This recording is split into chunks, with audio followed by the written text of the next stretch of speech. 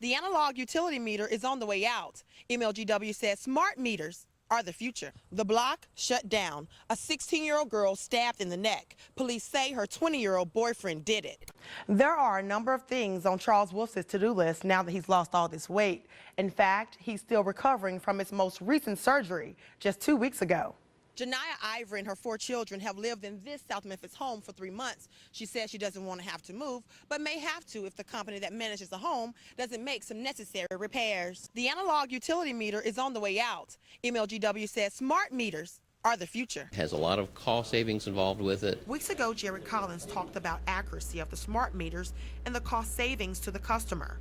The meter gives printable information on when you use the most energy and what times of the day you should use more energy to save money. In other words, real-time information to help you reduce your utility bill during those peak hours. There's a number of advantages they have, and I think the whole industry is moving in that direction. So why the opposition? These smart meters are going to be entry points for hacking. We feel like the customers need to know what's getting ready to happen to them. Some people have concerns about privacy because the meter sends information to MLG&W.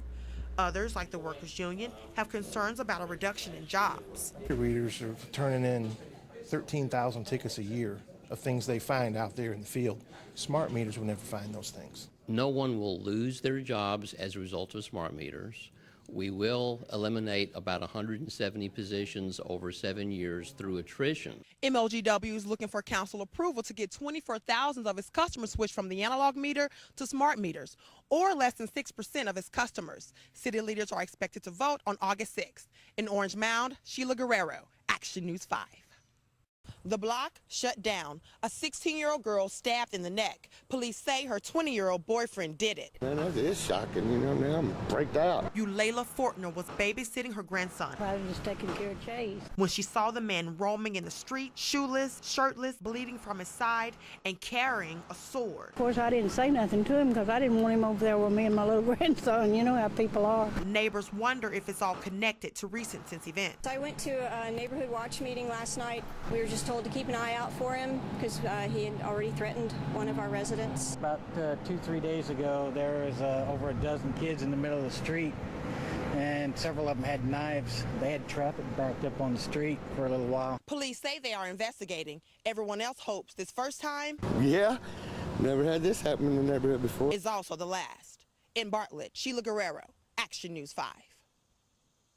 There are a number of things on Charles Wolf's to-do list now that he's lost all this weight. In fact, he's still recovering from his most recent surgery just 2 weeks ago. He hasn't been able to get behind the wheel in 15 years. Awesome. Charles Wolf says driving until now has been just a dream. When I went to walking, it was just strange not having all that excess hanging in front of me and jiggling. Wolf is still recovering after a surgeon removed 40 pounds of excess skin from his body. We first told you about Wolf back in February. He once weighed over 700 pounds. He got down to 400 pounds and still had to get rid of the excess skin. I've had people I hadn't seen in a long time, but they tell by the sound of my voice I sound much better, and I tell them, well, I feel a lot better. Wolf's ideal weight is 250. In addition to the gastric bypass, Wolf has also changed his lifestyle to lose the weight. Look in the mirror and look at the pictures, it's like, I just can't believe it. When he holds up his old jeans, a size 66, Wolf says he just can't believe what he looks at. Just this week, he went shopping for new coveralls for the first time in years. It's nice to go into the stores to order my stuff out of a catalog.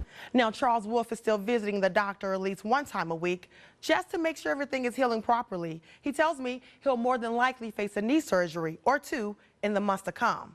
In the studio, Sheila Guerrero, Action News 5. Janiyah Ivory and her 4 children have lived in this South Memphis home for 3 months. She says she doesn't want to have to move, but may have to if the company that manages the home doesn't make some necessary repairs. A box fan sits in Janiyah Ivory's hallway to keep her and her family cool. She says her house has been as hot as 81 degrees inside because of problems with her air conditioner. Ductwork is not properly sealed in the attic, so we're in essence cooling the attic. And that's not the only thing. The shower in the master bedroom was really leaky. The toilet runs, you know, where you have to kind of jiggle the handle. She says several weeks ago, she and her daughter began having headaches. When she called MLG&W to come out and take a look, that's when they found a major problem. The pipe that carries your carbon monoxide from your home is not connected at all at your hot water heater. MLG&W documented the problems and then turned them over to the home's management company, Revit Property Management. Ivory says she's called Revit Properties repeatedly, and they've only come out twice to address her complaints. Someone came out yesterday, yes, and he said that the unit is just old and there's nothing wrong with it. Revit Property Management says they've been out numerous times to look at the issue. At the end of the day, we just want her to be a happy resident. We have no reason not to complete the requested repairs and are happy to do so. Revit says most of the repairs have been made. I spend the money and pay my rent. I spend the money and pay my MLG&W bill. You're going to have to spend the money and fix the issues. For the Action News 5 investigators, I'm Sheila Guerrero.